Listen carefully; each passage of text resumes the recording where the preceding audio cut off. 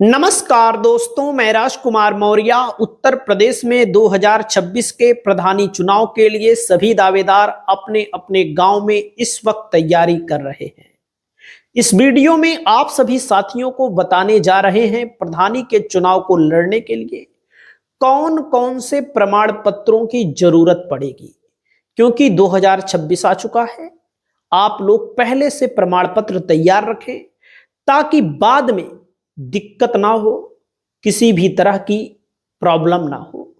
तो दोस्तों, आप सभी साथियों को पता है कि कोई भी व्यक्ति अगर प्रधानी का चुनाव लड़ेगा तो उसकी न्यूनतम आयु जो होगी 21 वर्ष और वोट देने की आयु 18 वर्ष।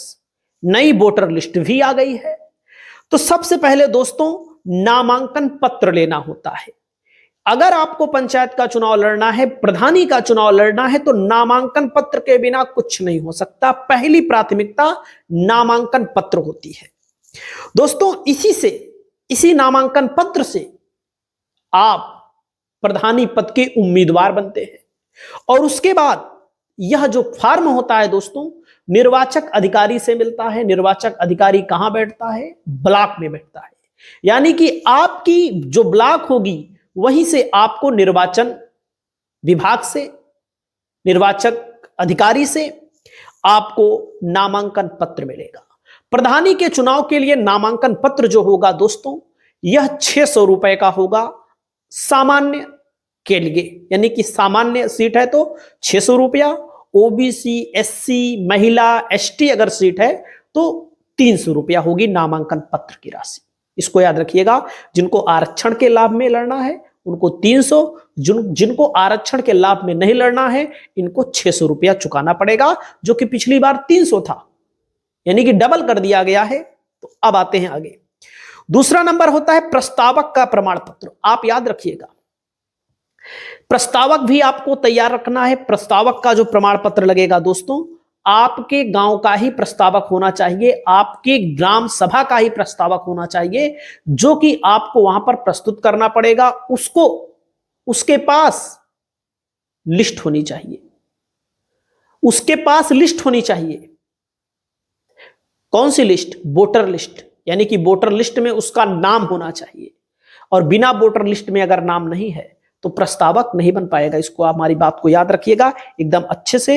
वोटर आईडी नंबर होना चाहिए। आधार कार्ड में जो नाम हो वही वोटर लिस्ट में नाम हो, वही वोटर आईडी में नाम हो।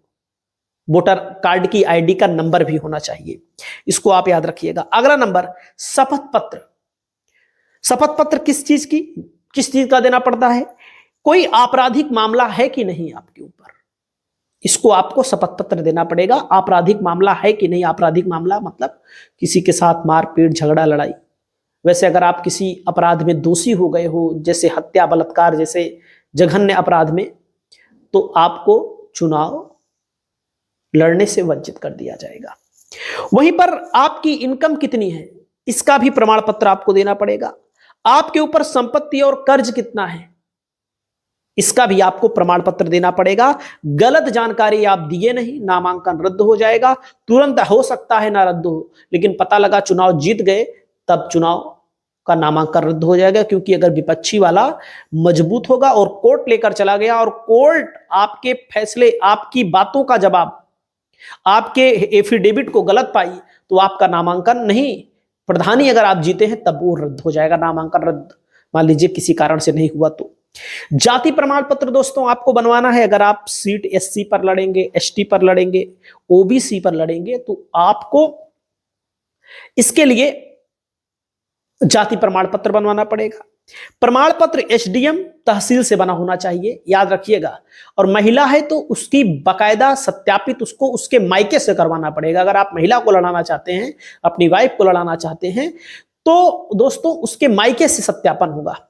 अगर पुराना लगा दिया आपने, गलत लगा दिया आपने, फेक लगा दिया आपने, तो बाद में नामांकन रद्द हो जाएगा। मान लीजिए नामांकन रद्द किसी कारण नहीं होता है, हो सकता है बहुत सारी गलतियां नामांकन के समय नहीं पकड़ी जाती है, चुनाव जीतने के बाद पकड़ी जाती हैं, तो सामने वाला मजबूत है तो पहुंच जाएगा कोर्ट। कोर्ट के माध्यम से आपकी सदस्यता रद्द हो जाएगी, फिर वो जीता हुआ घोषित कर दिया जाएगा। कभी कभी बिना चुनाव के भी जीता हुआ रनर अप घोषित कर दिया जाता है।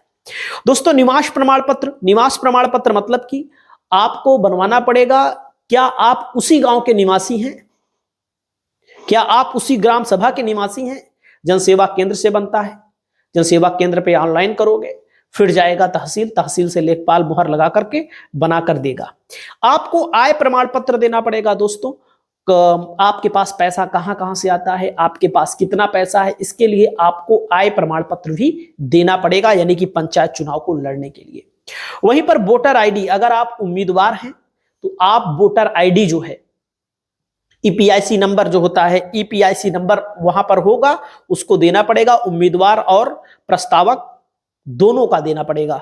और आधार कार्ड पहचान पत्र, उम्मीदवार प्रस्तावक दोनों का आधार कार्ड पहचान पत्र, पासपोर्ट साइज फोटो, ये सब आपको देना पड़ेगा।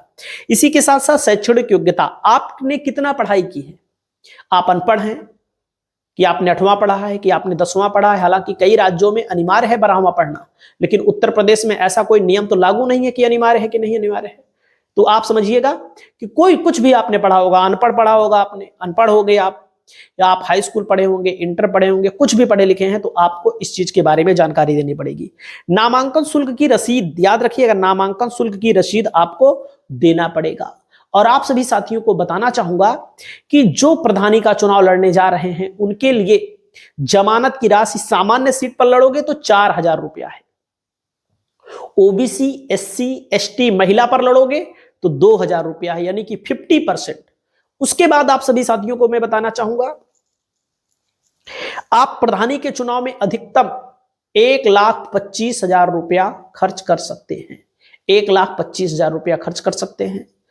हालांकि नियम में बदलाव भी हो सकते हैं थोड़ा बहुत। उसके अलावा आपके घर में कार्यशील शौचालय होना चाहिए, उसके लिए बकायदा प्रमाण पत्र उसका भी लगेगा। कार्यशील शौचालय होना चाहिए, उसका भी प्रमाण पत्र लगेगा। इसी के साथ साथ आपका जो बिजली का बिल है दोस्तों, बिजली का बिल वो बकाया नहीं होना चाहिए। 100 200 400 1000 2000 बकाया हो तो बात अलग है, अगर 10,000 20,000 50,000 लाख बकाया है तो उसको भरना पड़ेगा। सरकारी बैंक का पैसा अगर आपका बकाया है तो उसको भरना पड़ेगा, तो 4,000 की बात अलग है, बकायदा इसका एफिडेविट लगता है। तो इन सब चीजों को आप लोग दुरुस्त करके रखिए, यही प्रधानी के चुनाव में प्रमाण पत्र के रूप में काम आएंगे।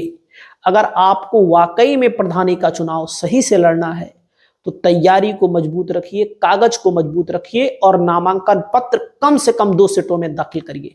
वैसे तो 1 सेट में दाखिल करेंगे तब भी काम चल सकता है, लेकिन पता लगा कोई गलती हो गई तो जांच करते समय पकड़ी गई गलती, नामांकन रद्द हो जाएगा।